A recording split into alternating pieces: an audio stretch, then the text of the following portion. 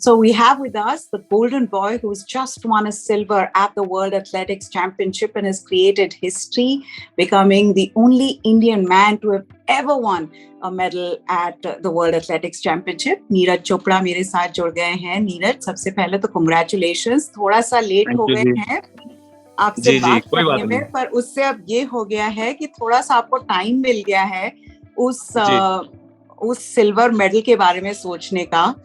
सबसे पहले तो मुझे पता है कि आप इंजरी पे बात नहीं ज्यादा करना चाहते, पर मैं बस इतना सा पूछना चाहूंगी कि डरने की जरूरत तो नहीं है ना पूरे देश को? सब कुछ ठीक है आपके साथ?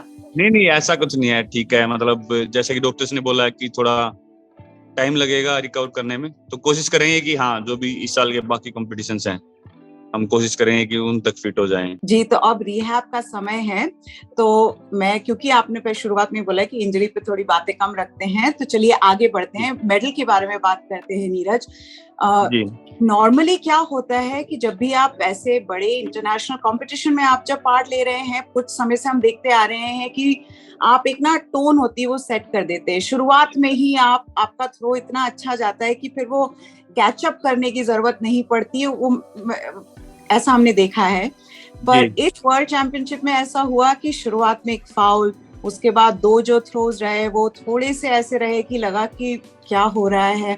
तो वो थोड़ा सा डिफरेंस था. बताइए, जब फाउल हुआ उसके बाद उन दो थ्रोज के बाद क्या आपकी माइंडसेट क्या था, वापस कैसे परफॉर्म करना है? बस माइंड में वही था जी कि मतलब पहले तो ये सोचा था कि पहले थ्रोज से ही मतलब अच्छे से कंपटीशन करना है, अच्छी थ्रो करनी है.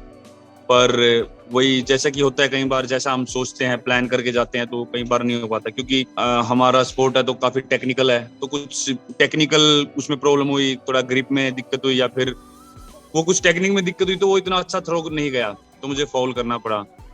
पर हम माइंड में यही रखते हैं कि 6th थ्रो तक हमको फोकस्ड रहना है और मतलब उसमें हमको ऐसे आशा नहीं खोनी है कि भाई अभी नहीं होगा. तो फिर भी मतलब ये जरूर था कि हाँ, बाकी सब अच्छा थ्रो कर रहे थे, ये माइंड में जरूर था कि मेरा अभी मैं कौन सा थ्रो करूंगा, अभी अगले वाला करूंगा, ये करूँ. पर ये मन में ये बात नहीं आई कि हाँ मैं नहीं कर सकता. वो दिमाग में मेरे क्लियर था कि हाँ अच्छा थ्रो मैं कर लूंगा, पर उसके लिए मैं मतलब कौन से थ्रो में होना है वो कुछ क्लियर नहीं था. तो 3rd थ्रो भी अच्छी थी और 4th थ्रो फिर वो जो सिल्वर मेडल की थी, तो काफी सही रहा. मतलब वर्ल्ड चैंपियनशिप जैसा कि सोचा था कि हम कुछ ना कुछ तो मतलब देश के लिए सिल्वर जीता, तो उस बात की भी काफी खुशी है, क्योंकि ये काफी सालों बाद आया है हमारा मेडल देश का. तो इस बात की तो काफी खुशी है कि हाँ, हम फिर से एथलेटिक्स में फिर से दोबारा चल पड़े हैं, क्योंकि बाकी एथलीट भी फाइनल में बहुत ज्यादा पहुंचे हैं यहाँ पे, तो वो भी एक अच्छी बात है. एक बात बताइए, हम ये सोच रहे थे कि क्या आपको पता चल जाता है, मतलब ऑब्वियसली इतनी आप ट्रेनिंग करते हैं, पर वो एक लंबी सी दहाड़ जैसे जिसको कहते हैं वो लगाते हैं, जैसे आपको लगता है कि आपका थ्रो अच्छा गया है, तो आपको लग रहा था कि वो चौथा थ्रो अच्छा जाएगा? हाँ जी, बिल्कुल, क्योंकि वो जो एफर्ट लगता है हमारा, तो हमको पता लग जाता है कि हाँ वो जो एफर्ट लगा है तो वो काफी अच्छा लगा है, और वो पता लग जाता है क्योंकि हम इतने साल से इसी चीज की ट्रेनिंग कर रहे हैं, तो वो फील हो जाता है हमारी बॉडी को. तो वो फिर मुझे लगा कि हाँ ये थ्रो अच्छा है, और तो वो ऑटोमेटिकली वो अपने आप ही हो जाता है सब कुछ वहां पे. एक और चीज ये भी है कि वो एंडरसन पीटर्स 90+ उन्होंने शुरुआत में ही थ्रो कर दिया था, तो उसका भी थोड़ा सा प्रेशर था आपके ऊपर? नहीं, जैसे कि मैं बोलता हूँ जी कि मतलब वो अच्छी बात थी कि मतलब उसने काफी अच्छा थ्रो किया और काफी अच्छे से मैनेज की, उसने 90 मीटर के 3 थ्रो लगाए और काफी अच्छी थ्रो थी. लेकिन मैं हमेशा ये बोलता हूँ कि कोई कितना थ्रो कर रहा है उस चीज का मैं मतलब ज्यादा नहीं सोचता, लेकिन मुझे खुद का थ्रो करना होता है कि मुझे खुद का 100% कैसे देना है, मेरा उस चीज पे फोकस होता है. तो हाँ बिल्कुल, वो एक आगे हमारे चैलेंज होता है, लेकिन मैं उस चीज का ज्यादा प्रेशर नहीं लेके मैं कोशिश करता हूँ कि कैसे खुद पे फोकस रखूं. तो वही मेरे माइंड में था कि हाँ वो अच्छी थ्रो कर रहा है, लेकिन मुझे अपनी थ्रो करनी है और मैं कैसे इसको बेटर कर सकता हूँ, मेरा वही फोकस था कंपटीशन में.